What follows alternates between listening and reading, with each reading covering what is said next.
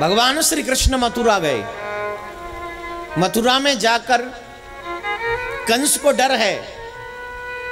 कंस ने ऐसी सिक्योरिटी, ऐसी व्यवस्था की कि कृष्ण मथुरा के भीतर ना आ जाए।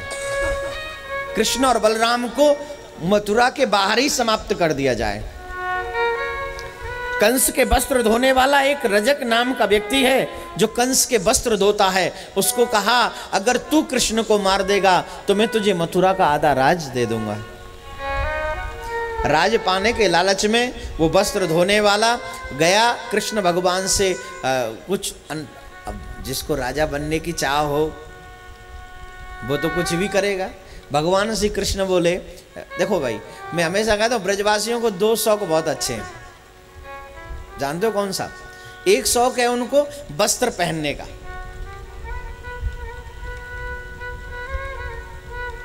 वो चाहते हैं दुनिया का अच्छे से अच्छा वस्त्र मैं पहनूं। और एक है कृष्ण से प्रेम करने का शौक। सजने का शौक है ब्रजवासियों को और कृष्ण को सजाने का भी शौक है ब्रजवासियों को। ब्रजवासी चाहते हैं, अब कंस से मिलने जा रहे हैं तो उनके साथ में सखा थे, तो कन्हैया से बोले, कृष्ण तेरे मामा से मिलने जा रहे हैं भाई, और देख ऐसा ना हो कि अब तेरे मामा तो राजा है और हम लोग ग्वारियां हैं, ऐसे ठीक नहीं लग रहा है। अरे कुछ तो अच्छे से वस्त्र दिलवा दो। ये कब वस्त्र धो रहा है, उससे ले लो कुछ टाइम के लिए, उधारी ले लेते, वापस आएंगे लौटा देंगे। कन्हैया बोले, बात ठीक कहते हो। कन्हैया उस वस्त्र धोने वाले के पास में गए और कहा, भैया हमें कुछ देर के लिए अपना वस्त्र दे दो और हम मामा से मिलावें और मामा से मिलकर आएंगे तो तुम्हारे वस्त्र तुम्हें लौटा देंगे। वो तो पहले ही तैयार होके आया है ना, उसको तो आधा राज्य चाहिए। किस लिए आया है वो तो अपने आप को आधा राजा समझ लिया। उसने, बच्चा है अभी मार दूंगा। तुम जानते हो किससे बात कर रहे हो? तुम जानते नहीं मैं कौन हूं? सोचो, वस्त्र धोने वाला एक बात कर रहा है, तुम जानते नहीं मैं कौन हूं? कन्हैया बोले, मामा को रिश्तेदार तो होगो ना भाई। अगर तू वस्त्र धो रहा हो तो मामा को रिश्तेदार तो होगो ना। अब वस्त्र धो रहे हो तो वस्त्र धोवे वाला ही होगा, और का है? अरे तुम मुझे जानते नहीं, मैं तुमको मारकर मथुरा का आधा राजा बनने वाला हूं। मधुमंगल तो हाथी हो, मधुमंगल कैसे सुन ले, मार दे, कृष्ण को मारने की बात सुन ले। कन्हैया से बोले, भैया एक बात है, वस्त्र तो बाद में देखेंगे, पहले तू या को कल्याण कर। कल्याण मतलब राम नाम, या में पटक लगा, एक जोरदारी की पटक लगा, ऐसे पछाड़ दे, या में एक ही बेर में मर जाए, दूसरे बेर को नाम ना है, ऐसी पटक लगा दे, झट मार दे। कन्हैया ने उठा, मधुमंगल की बात कैसे टाले? जिगरी मित्र है भाई, बहुत अच्छा फ्रेंड है। अरे कृष्ण मधुमंगल की बात नहीं टालते। ले तेने कह दी, अब ले। कन्हैया ने आके पाम पकड़े, यूं उठायो और एक बार गोविंदाय नमो नमः। कौन सी हो वो, कौन सी कला हो काके, वो कौन सी पटक लगा दी? वो आप कह लो, यहां से मैं कहूंगा अच्छा नहीं लगेगा, समझो। हाँ, लगा दी और एक ही बार में गोविंदाय नमो नमः। अब सब लोगों ने वस्त्र पहन लिए, अब ये तो छोटे छोटे थे और वो बड़े बड़े लोगों के वस्त्र थे, इनको आ नहीं रहे, फिट नहीं बैठ रहे। कन्हैया ये क्या तूने पहनवा दिया भैया कुछ? तो भगवान ने बोले, चलो अंदर चलते, कुछ सेटिंग करवाते हैं। तो एक दर्जी था, वो मिल गया। उन्होंने कृष्ण की सुंदरता पर वो मोहित हो गया। इनकी कोई सेवा करने का मौका मिल जाए तो आनंद आ जाए। जैसे आजकल के लोग लीडरों को मनाने में लगे रहते हैं ना, लीडर समझ गए, उनको मनाने में पूरा जीवन, उनके आगे तो बिछ जाएं जो समझो हमें ही तुम्हारे सबसे भले, या पूरे सिटी में और कोई आपका भला नहीं, हम ही चाहते हैं। जैसे हम लोग लीडरों को मनाने लगे रहते हैं, अगर उससे आधा भी हम लोग भगवान को मनाने में लगा दे तो बेड़ा पार हो जाए मेरे भाई, बेड़ा पार हो जाए। एक व्यक्ति मेरे को मिले, ठाकुर जी मैं फलानी पार्टी का आदमी हूँ, इतने फंक्शन करता हूँ, मैं इतने लाखों रुपए लुटाता हूँ, मुझे नया नया लीडर बनना है। अरे मैंने कही, नास पीटे, तू इतना पैसा इसमें खर्चा कर रही, तू इतना पैसा मेरे ठाकुर को मनाने में लगाता तो तेरी कसम तुझे सुपर स्टार लीडर बना देता, वो इतना अच्छा लीडर बना देता कि लीड करते करते रहता। लेकिन हम लोगों की सोच दूसरी है, तो ठीक है करो। अब वो कृष्ण को जो भी देख लेना वो कृष्ण की सेवा करना चाहता है। ये दर्जी है मथुरा का, कंस की नगरी का, कंस का मेन दर्जी है। अब जैसे ही कृष्ण को देखा तो कन्हैया से कहे हम आपकी कोई सेवा करना चाहते हैं। अब मधुमंगल और सुबल तोष भोज ये इतने सखाएं कन्हैया के साथ, ऐसे ऐसे वस्त्र पहन रखे हैं कि ऐसे समझो जैसे सर्कस में से जोकर निकल के आ रहे हैं, इतने बड़े बड़े वस्त्र। कन्हैया ने कही भैया तू इन वस्त्र ने ठीक कर दे। तब कन्हैया के कहने से उधर जी ने वो वस्त्र ठीक किए। फिर उसमें भगवान ने उनको भक्ति दी। एक माली मिला, उन्होंने उनको माला पहना दी। और मधुमंगल बोला इधर आ, इधर आ, 2 फूल खुले दे दे, खुले हुए फूल दे दे। उसने खुले हुए फूल दिए और कन्हैया के सखाओं ने 2-2 फूल सबने ले लिए और यहाँ लगा लिए कान में। आप कभी कान में फूल लगाते हो? आप लोग फूल लगाते हो यहाँ, देवियां फूल लगाती हैं यहाँ, है ना? भाई लोग लगाते हैं फूल यहाँ, और ब्रजवासी फूल कहाँ लगाते जानते हो? राधे, जोर से बोलना पड़ेगा राधे राधे। मुझे बड़ा गजब अचरज होता है जब मैं बिहार जी दर्शन करने जाता हूँ तो गांव के ब्रजवासी जब लोग आज भी बिहार जी का दर्शन करने आते हैं ना तो गजब है, गजब। मतलब बड़े बड़े सेठ जाते हैं बिहार जी का दर्शन करने, बड़ी बड़ी महंगी माला पहनाते हैं ठाकुर जी को। फूल बहुत पसंद है ना मेरे गोपाल को, तो फूलों की बड़ी बड़ी महंगी माला पहनाते हैं। लेकिन ब्रजवासी गजब, ये माला पहनाते थोड़ी हैं, सबसे सस्ती वाली माला लेंगे। ये तो महंगी है बहुत, ये बहुत महंगी है। पहले 1 रुपए में एक माला आती थी, अब 2, 4, 5 रुपए की हो गई होगी। गेंदा की फूल की माला एक होती है। अब वो ऐसे लेंगे इस माला को और बांके बिहारी जी के मंदिर में पहुंच जाएंगे। अब माला बिहारी जी तक कैसे पहुंचेगी? कैसे पहुंचेगी? गोसाई जी को दो, गोसाई जी आगे ले जाएंगे, वो बिहारी जी को माला धारण करवाएंगे। लेकिन इनको पता है कि ये माला की कोई वैल्यू नहीं है। वहाँ इतनी बड़ी बड़ी माला, हैवी माला जा रही है, ये 2 रुपए वाली माला कौन पहनेगा? बिहारी जी भी नहीं पहनेगा। तो गजब की बात देखो, ये बिहारी जी को पहनाते भी नहीं है। ये पता है क्या करते हैं? ले बिहारी जी तू ही पहन लियो, तेरे काजे माला लाया हूं, तू ही पहन ले। कसम से कई लोग ऐसा करते। अब भाई ऐसे पहना दिए ना, ऐसे कर दिया तो बिहारी जी पहन लिए, उनका भाव है मैंने ऐसे किया, बिहारी जी पहन लिए। अब ये हो गया बिहारी जी का प्रसाद, अब ये मुझे पहनना है। बिहारी जी का प्रसाद तो धारण करना ही पड़ेगा ना भैया।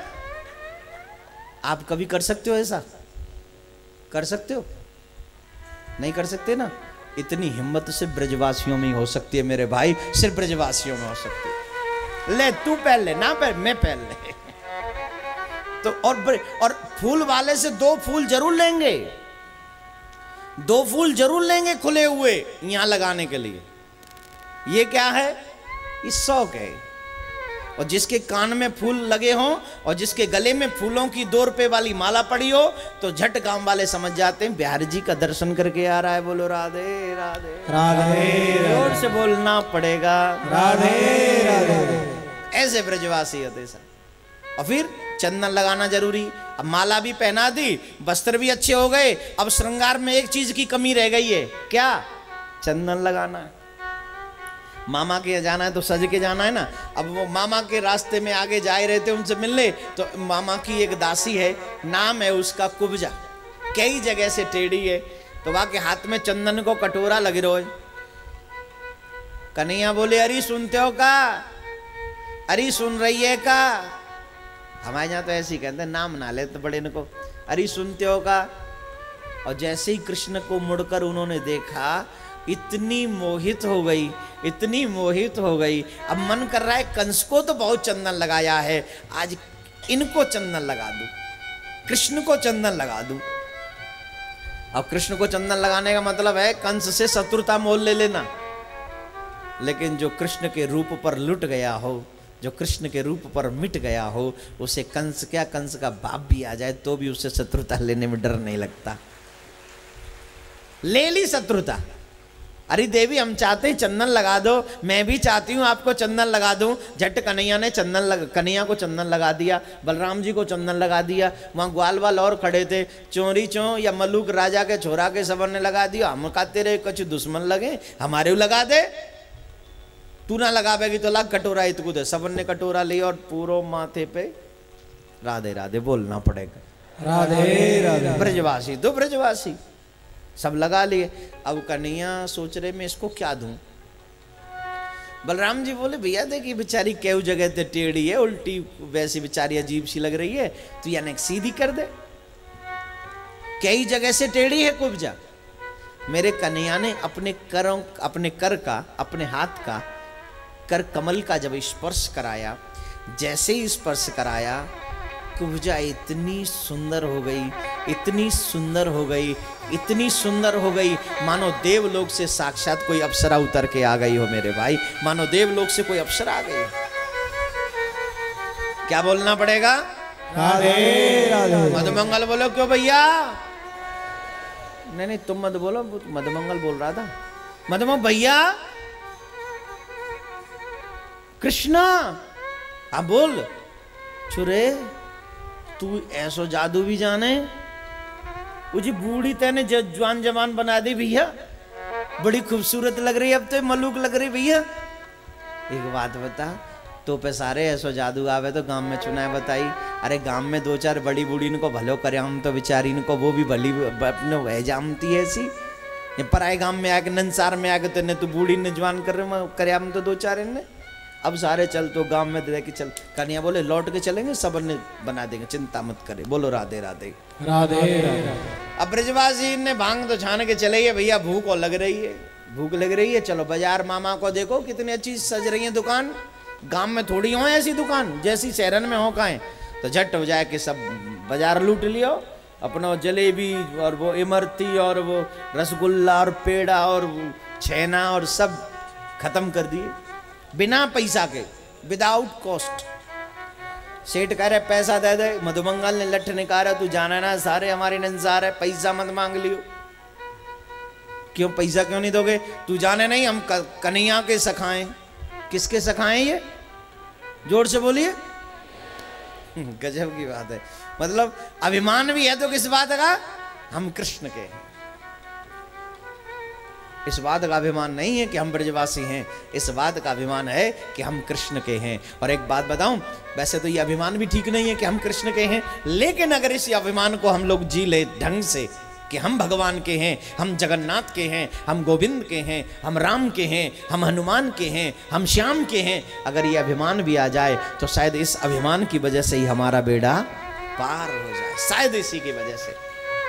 क्यों जवान नहीं है क्या यहां पर? जोर से बजाओ फिर।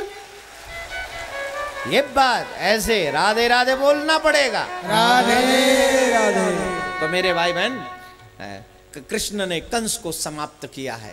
पहले धनुष को तोड़ा है, फिर एक हाथी को मारा है, उसके बाद में कंस को समाप्त किया है और देवकी वसुदेव को कारागार से मुक्त किया है। और उसके उपरांत में उग्रसेन जी महाराज को कारागार से मुक्त करके उग्रसेन जी महाराज को मथुरा का राज्य प्रदान किया है। भगवान को राज्य नहीं करना है, कृष्ण को ये नहीं है कि मुझे राज्य करना है। कृष्ण ने कंस को इसलिए मारा है क्योंकि वो दुष्टों को, पापियों को समाप्त करके पृथ्वी से पाप का भार कम करना चाहते। जब सर्वेश्वर श्री कृष्ण ने उग्रसेन जी को कारागार से मुक्त किया, उग्रसेन जी ने हाथ जोड़े और कहा, हे देव, ये राज्य आपका है, ये राज्य आप संभालिए। कृष्ण कहते हैं, नाना जी, हमने मामा को इसलिए नहीं मारा कि हम राज्य करना चाहते हैं, हमने मामा को इसलिए मारा है क्योंकि मामा कितना दुष्ट था ये आप जानते हैं। उसी मामा ने मेरी माँ के केस पकड़े, मेरी माँ को, मेरे पिता को, मेरे नाना को उन्होंने इतना कष्ट दिया, इसलिए हमने उस दुष्ट को मार दिया। हे नाना जी, हमें क्षमा करना, हम अपराधी हैं आपके कि आपके पुत्र को हमने समाप्त कर दिया, आप जो चाहे सजा हमें देना चाहे दे दीजिए। तब उग्रसेन जी ने अपने हृदय से लगाकर कहा, ऐसे दुष्ट को तो मरना ही था कृष्ण, और आप ही तो ऐसे दुष्टों को मारते हो, आपने कोई अपराध नहीं, आपने तो बहुत बड़ा पुण्य का कार्य किया है, ऐसे दुष्ट को समाप्त करके पृथ्वी को पाप से मुक्त किया है। बोलो कृष्णचंद्र भगवान की, बोलो कृष्ण कन्हैया लाल की, जय जय श्री राधे, जय जय श्री राधे, जय जय